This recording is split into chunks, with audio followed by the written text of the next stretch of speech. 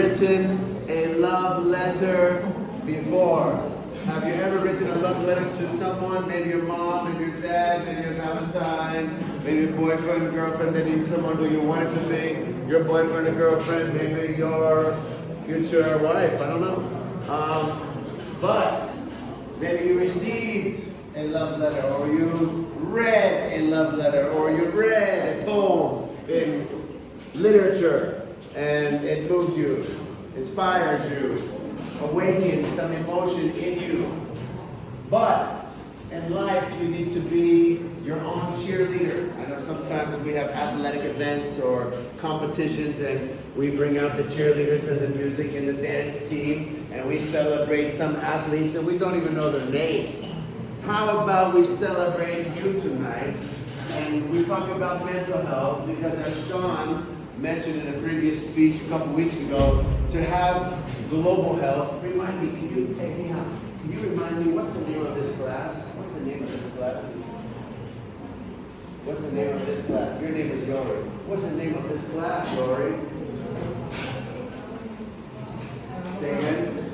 Global health, thank you. So to have global health or world health, we learned some of the social economic determinants of health in previous chapters were peace and stability, because where there's no peace, there's no prosperity, there's no stability, there's no social harmony, and there's disruption, and thereby society can unravel. Now, as nations are going to war against one another, you'll see some of the leaders of these nations at war. They are not mentally stable. That's why they're at war, because they are not at peace in their own heart and mind, and they're ego-driven, and therefore they feel the need to take over more land and more territory and kill more innocent people, and somehow they can sleep with that at night and look at themselves in the mirror and still feel okay with killing innocent people. That doesn't sit well with me. I cannot sleep at night if I knew innocent people were dying. Now, there's a lot of strange people in the world. I'm sure you're aware. The more you travel, you'll see that. I've been to 90 nations, and I've seen people that are quite strange. Some of them color their hair, but that doesn't really make them strange as much as some bad behaviors.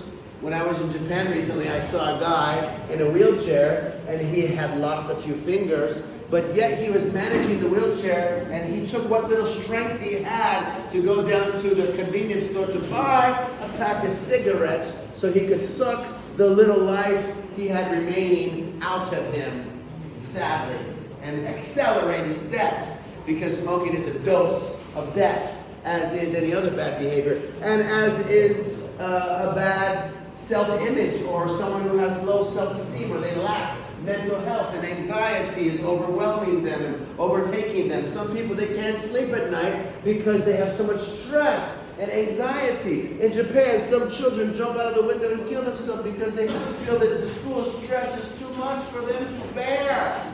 And that's sad, because you have to look at life from a balanced perspective, and what truly is valuable and meaningful. It's not always academics or money or success, and how we define success can differ.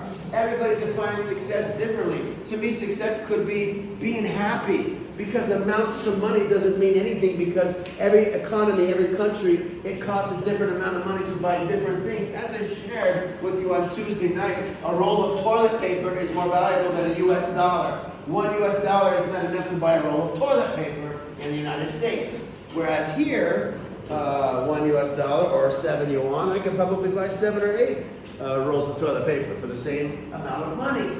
So everything is relative, and the cost of living varies in different countries and parts of the world. So therefore, money cannot be the be-all and end-all to our life and happiness.